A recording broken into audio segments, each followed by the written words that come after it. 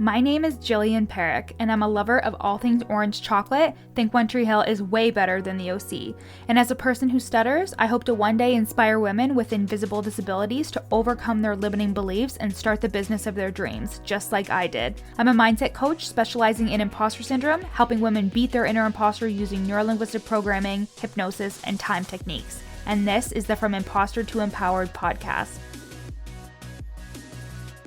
This podcast is for you if you're an entrepreneurial woman trying to navigate the online space with a lot of passion and a lot of uncertainty. If you feel like your ideas are unoriginal, that your message isn't necessary or important, or like you're a complete and total fraud, then you've come to the right place. This podcast will take you from imposter to empowered with ninja-like brain hacks, easy to implement strategies, and uplifting real talk to make you feel like everything you want is in reach. Let's get started, girlfriend.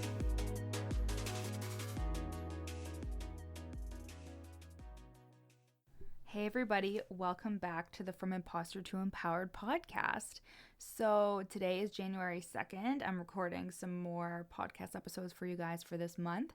And I wanted to remind you that the Mini Mindset Mastermind is open. And when you're listening to this, it's going to be, I think, almost the end of January, which that means that the Mini Mindset Mastermind is going to be closed for enrollment, and we are going to be starting in February. And what is the Mini Mindset Mastermind? It is a community of women who are online coaches and are coming together to talk about the real shit that goes on in the coaching industry. So dealing with rejection and failure, overcoming your imposter syndrome, getting through that ego trap of feeling like you need to know everything and do everything, and really talking about the real things that go on in our lives that affect us showing up as coaches, because the industry is so saturated with such masculinity in terms of just like always hustling, always feeling like you need to be the expert, or always feeling like you need to know everything, and you're basically just like, I like to use the term wagging your dick around, because that's what I see a lot of coaches doing in terms of just trying to show their expertise, but not really showing any like vulnerability or realness. And it can work for you. It absolutely can. It's worked for so many coaches in terms of like making lots of money, but you can also make lots of money and be real and be vulnerable and talk about the issues that plague you, that we all deal with but very rarely talk about. A lot of people who come to me that suffer with imposter syndrome are usually not people who are open about it. They usually don't really talk about it on their stories or don't really engage with any clients about it or anything like that. But they come and they're like, I need your help. And it's just an example of how imposter syndrome is one of those things that you can be really ashamed of. And because you think, if I admit that I have imposter syndrome, people are going to think that I'm a fraud. People are going to think that I actually don't know what I'm talking about. And that's totally not the case. But if it is for you, then this Mini Mindset Mastermind is for you. You will get 10 weeks of this amazing community. Once a week, we meet on Zoom for however long we need to do hot seat coaching. I will do trainings using neurolinguistic programming, hypnosis, all that amazing stuff that I'm going to be using in the mastermind. And there will also be an online vault where you will have access to recorded hypnosis tracks and journal prompts and coloring affirmation sheets. I got that idea from my coach, Alyssa Hammond, and I'm so excited to have my graphic designer do those up for you. And it's just going to be a really amazing community of women. So if you are interested in that, you can go to the link in my show notes and apply for a call. If the calendar is booked up, make sure you fill it out. No, you can't fill it out if you can't pick a time. Make sure, even if the calendar is booked up past January, so past the start date of February, send me a DM on Instagram at YourCoachJill, and I'll make sure that you get in there. So now we are going to talk a little bit about rejection and failure. And this is something that is like one of the biggest pillars, I would say, of helping you overcome imposter syndrome, because rejection and failure are things that we largely avoid. And when I say avoid because we believe that everything that is a risk to our emotional safety, our emotional or physical safety, is technically a rejection. And what this means is that when we go to do things, so let's say somebody reaches out to you and says, I love your niche, I love what you do as a coach, I would love for you to come and speak on this stage in front of 1,000 people.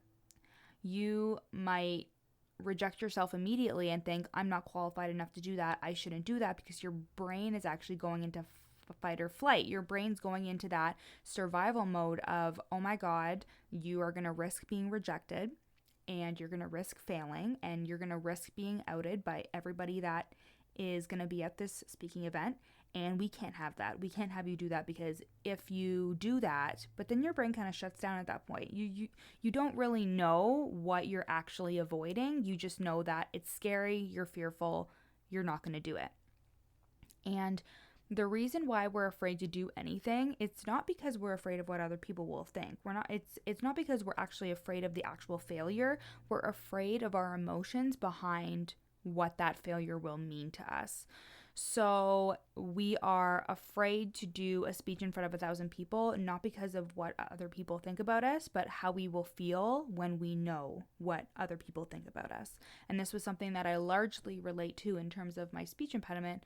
So I have a really hard time, I don't know how to explain it really, but it's more difficult for me to be around people that are in my life, so people who are close to me, and then having to speak.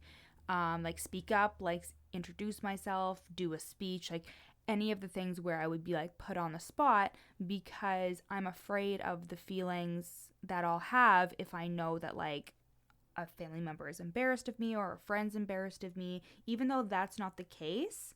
So, but that doesn't make sense to our brain. Like we are always logical beings, but our brains are trying to just like make sense of everything, keep us safe, and that means that we take the easy way out. Remember those neural pathways that we talked about? Your neural pathways are hardened each time you do something a certain way.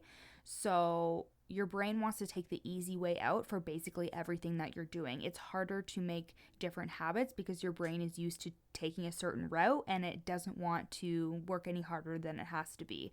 So when it comes to rejection and failure, if you've been so used to rejecting yourself, you're going to reject yourself if somebody wants you to step outside of your comfort zone, and it's because your brain is fearful. But the thing is that when it inevitably happens, when we are rejected or when we do fail, and when we do experience those feelings of, oh my God, I'm a failure, look at what I did, somebody didn't want to be in my coaching program, and now I am whatever, I'm not a good coach, I'm not good enough, all that stuff. That is why we continue to avoid rejection. That is why we continue to basically avoid everything that makes us feel bad, because we don't want to have those feelings of feeling bad, right? So I have created a rejection template, and I use this. I've talked about this on my Instagram. I've used this with my clients. I teach this in my trainings that I do. It's very widely known, but this is a way for you to really flush out this rejection, get through it, because if you harbor on it, it's not going to do anything for you. And it's really good to be able to think about it, depersonalize it, and then glean the lesson. So we always want to like get the lesson out of whatever we do, and this is a really good way to do it. So the first question is, how can you look at the situation as neutrally as possible? So how can you assess the situation? So let's look at a rejection, an objection on a sales call. Somebody says, I actually don't want to be a part of your group coaching program, but thank you for your time. So how can you look at this situation as neutrally as possible? How can you assess this rejection as something that is of a third-party perspective? Or if somebody were to be looking in on this, like your coach or somebody who is supposed to have an objective perspective, how would they tell you the situation? Because our brains are meaning makers, and we also are really hard on ourselves. So you're obviously looking at your situation with a very biased perspective, and you're looking at it all about what you're doing wrong. So this kind of neutralizes that situation. The second question is, what did you make this mean about yourself and or your services? So what did you make this mean about your coaching services? What did you make this mean about yourself as a person? When you flush all that out, ask yourself, are these things true? Are these things that you are saying about yourself, or are they completely ludicrous, but because they're in your head and you don't write them down, you don't think that they're ludicrous. You think that they're actual facts. Because again, our brain is a meaning-making machine, and it creates stories so we can understand things. And your brain is just creating a story for why this rejection went this way. The next question you want to ask yourself is, what are the possible alternatives to what you think this rejection meant? So you can write down all the reasons why you think you're a bad coach or why you think they don't want your program, but then what are the possible alternatives to what you think this rejection actually meant? What are the other ways or the other avenues that this situation could have taken that have nothing to do with you?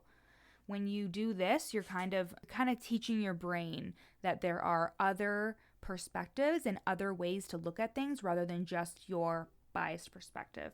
And lastly, what is the lesson you can learn from this rejection that will improve your life or your business? So what is the lesson that you can take from this situation that will help inform your practices moving on? Maybe you experienced an objection that was related to money, and you can now talk to your coach, watch a YouTube video, do something that will help you get around that objection the next time that you do a sales call. So maybe the client or your prospective client who said no, maybe they said something about needing a certain something in the program, and you forgot to mention that, or you forgot to focus on that specific thing when you were talking about the program.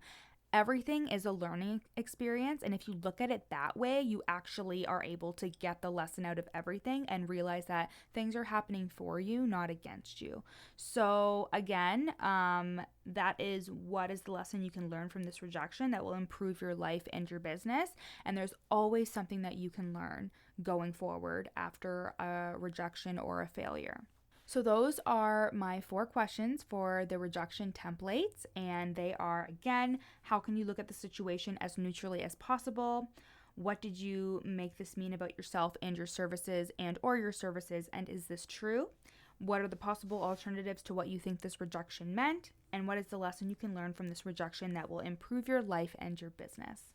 So again, the Mini Mindset Mastermind is open for enrollment. When you're listening to this, it's probably going to be nearing the end of January. So you want to get your application in, or you want to send me a DM on Instagram to tell me that you want to be a part of the mastermind or you want more information about the mastermind, because this is going to be the mindset community that you need. I always say that mindset is like the healthy vegetables to your plate. When you are an entrepreneur, you need to be nurturing your mindset. And if you are letting imposter syndrome affect your money, imposter syndrome affect how you're showing up in your business, then you are going to be unsuccessful, because you need to work on your confidence in order to be able to sell, because confidence is what sells. It's just an exchange of energy, and if you're not excited about your offer because you think no one's going to buy, then nobody will buy. And we really want to work on your belief in this community, a community of women who are doing the same thing as you. There's honestly no better way to improve your business. I'm a part of a mastermind, and these women are so supportive. We talk in the group chat almost every day. We help each other out. We speak in each other's groups, so you can get like business from your community members. And it's really an amazing way for you to hone in on your craft and really develop your story, because everybody has something important to say. And I believe that what you do is necessary and important. And now you have a supportive community to back it up. So thank you so much for listening, and I will see you guys next week. Thanks so much for listening to the From Imposter to Empowered podcast with me, Jillian Perrick. If you loved this episode, take a screenshot and share it on your Instagram story. And don't forget to tag me at Your Coach Jill. Of course, I'd love for you to rate the podcast 5 stars and leave a review. And if you screenshot your review and send it to me at Your Coach Jill on Instagram, I'll send you a free gift. At the very least, make sure you follow me on Instagram, again at Your Coach Jill, for tons of free content, strategies, and inspo. See you next time.